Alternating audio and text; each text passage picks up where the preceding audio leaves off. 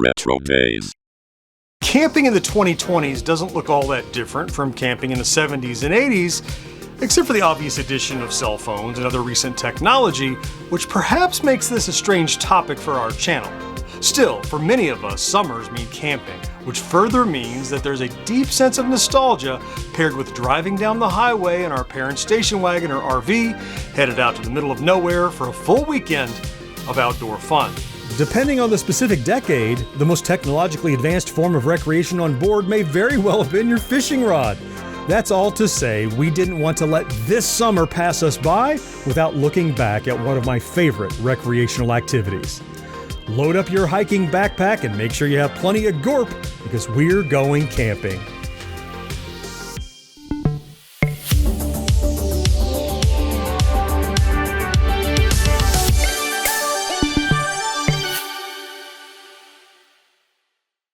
It's generally agreed upon that recreational camping simply wasn't a thing until the late 19th century, and more specifically after William H. Murray embarked upon his first trip in 1864 to the Adirondacks in upstate New York.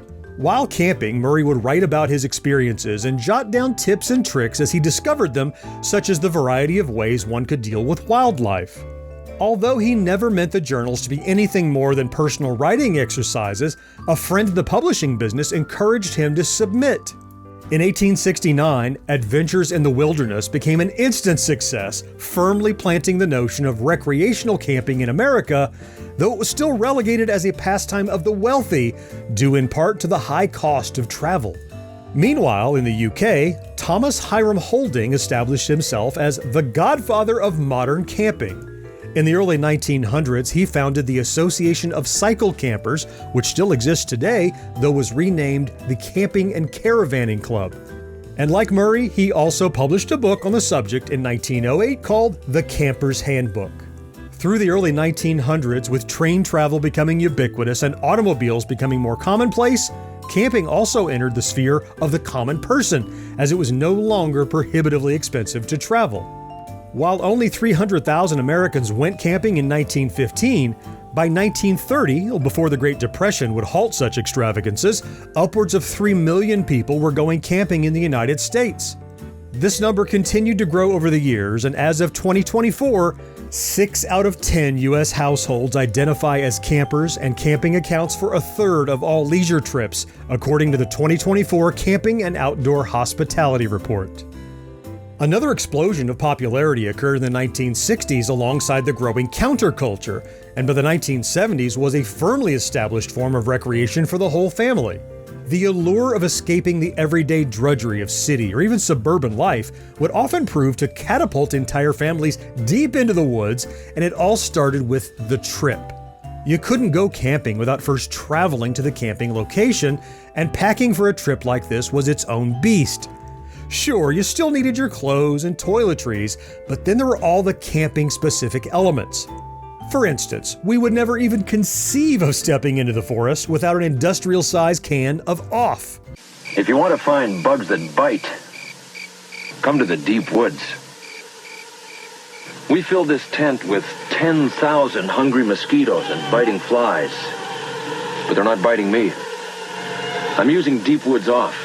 It repels even the toughest mosquitoes and biting flies. Deep Woods Off. Aerosol or pump spray? Deep Woods Off repels extra tough mosquitoes and biting flies. The stuff was pungent, and we'd spray it all over ourselves, often using our hands to apply it directly to our faces, then completely neglect to wash our hands. Yeah, I can still taste that heavy chemical flavor of off all these years later. Then there were all the little camping specifics like the plastic toothbrush holder, soap dish, and collapsible cups. Often your parents would also gift children with a set of folding camping utensils like a Swiss Army knife of the outdoor kitchen. And speaking of knives! We were headed into the woods, and even the kids had to be armed. So Dad bought you a Swiss Army knife, hunting knife, or, if you were really lucky, a Rambo survival knife with a compass in the handle. What you are about to witness may be the most striking purchase you will make.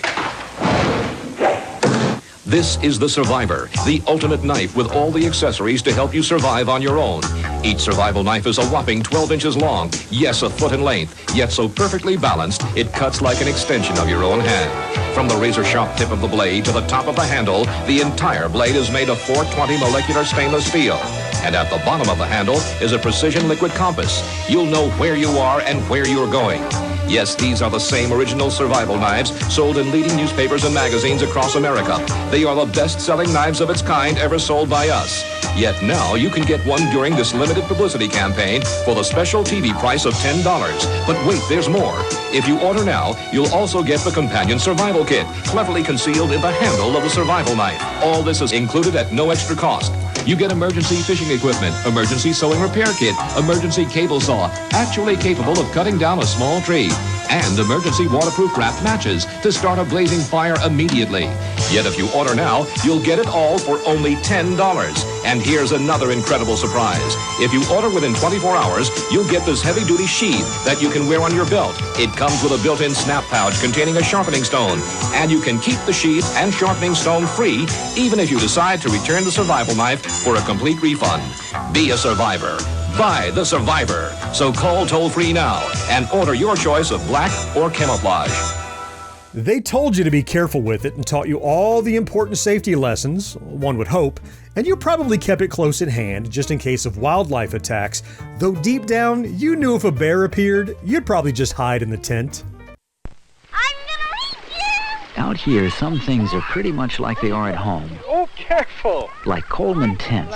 They're really canvas cabins with double doors that let the family in, 2 picture windows that let the breezes in, and nylon screen that makes sure nothing else gets in. And like Coleman sleeping bags, they're so soft and roomy you'll forget you're roughing it. Hey! Coleman, greatest name in the great outdoors. Oh yeah, tents.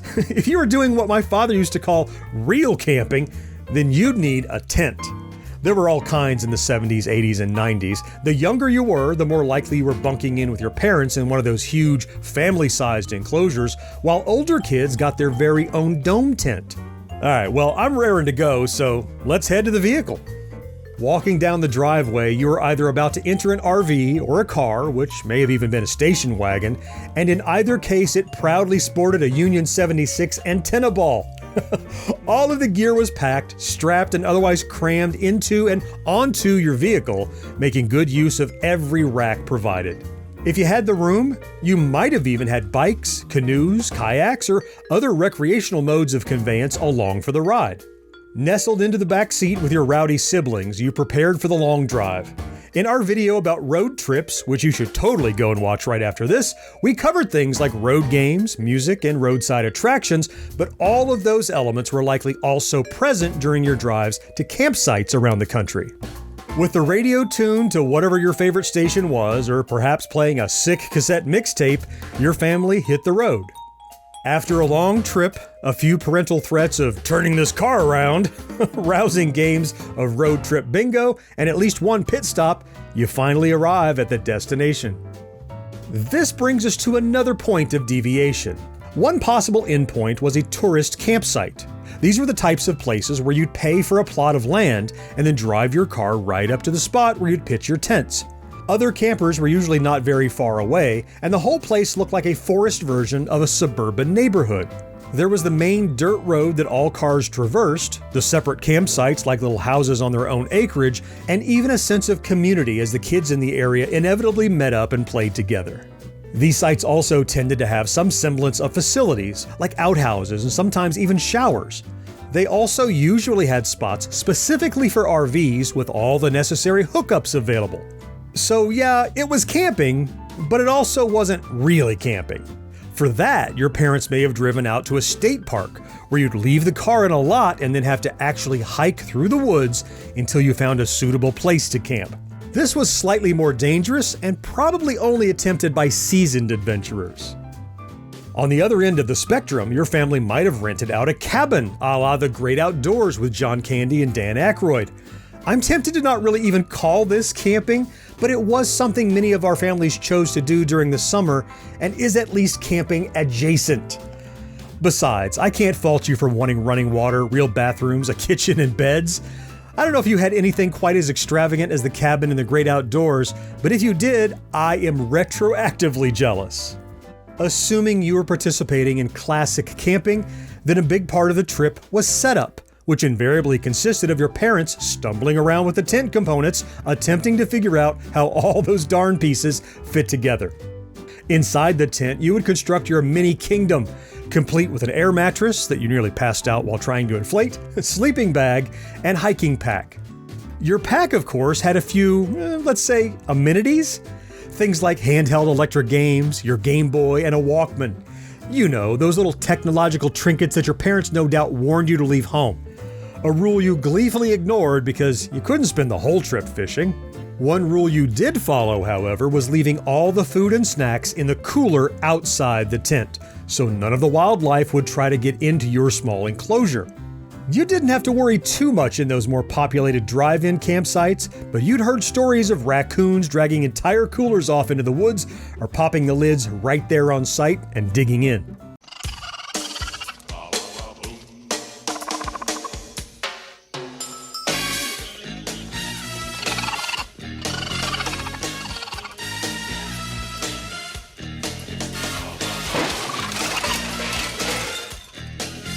And speaking of the cooler, camping usually meant a conglomeration of specific foods that you normally wouldn't eat.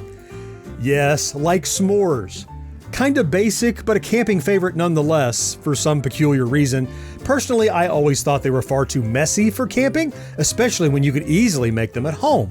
Gee, s'mores are hard to make. Oh, not again. Now you can enjoy those ooey gooey chocolatey fudge graham sandwiches in the microwave. New Suddenly S'mores. Suddenly the great taste of s'mores in seconds. Roasting marshmallows or hot dogs over the campfire was always fun, but confidentially, I was more interested in getting to use my trusty knife to carve a pointy end on a stick. Even the hunt for the perfect stick to use was a lot of fun. The food, that was just a bonus. It's wasting his time. Is there anything better over a crackling campfire than a sizzling maple leaf hot dog? Occasionally, someone in our family gets lured away by other ideas. But how long can you resist that great outdoor flavor? Not long. Who's joining us now? Maple leaf hot dogs. Spiced right for kids. That's mine. What are you At a price that won't let your budget get away from you. Probably got a spare tire. Although the cooler was capable of carrying some perishables for a short amount of time, a lot of the food had to be shelf-stable. For snacks, that meant things like beef jerky and trail mixes. That also meant, instead of bacon, many families opted for fried Spam with their eggs. And how were you frying it? Why, on your Coleman portable camping stove, of course. The classic green color of the metal stove with its two propane-powered burners was a lifesaver on those early mornings when you didn't want to have to start a new fire. Older models came with a proprietary fuel tank that you had to pump to pressurize before lighting, and they closed up like a tiny metal suitcase. And after breakfast, there was always plenty more to do. Nature hikes, fishing, riding bikes, and exploring the surrounding woods while pretending to be Robin Hood or Rambo. If there was a sizable lake, water sports and swimming were all fair game as well. Later in the evening, you may have sat around the campfire and told scary stories to one another as you scarfed more roasted marshmallows and shined your flashlight into the woods. You know, just to make sure that creep with a hook for a hand wasn't lurking somewhere behind you. And if he was, well, you were ready with your Rambo survival knife. As I warned in the beginning of this episode, while many of us have happy memories of camping, a good portion of this stuff hasn't really changed all that much in the intervening years. You may very well be taking your own family out on camping trips in much the same manner as your parents took you, perhaps still using that very same Coleman camping stove. And isn't it comforting to know that at least one of the things we remember from our childhoods hasn't disappeared or changed the way video rental stores, malls, and so many other artifacts of the 70s, 80s, and 90s have started to? I know it is for me. And how about you? Did you go camping as a kid? If so, what are some of your favorite memories? If not, perhaps summer camp or the Scouts. I'd love to hear about it down in the comments, and if you enjoy our content, please consider liking this video, subscribing to the channel, and maybe even activating that ubiquitous notification bell. It really does make a huge difference. Let's meet again next week to celebrate yesteryear right here on RetroDaze. Clicky clacky.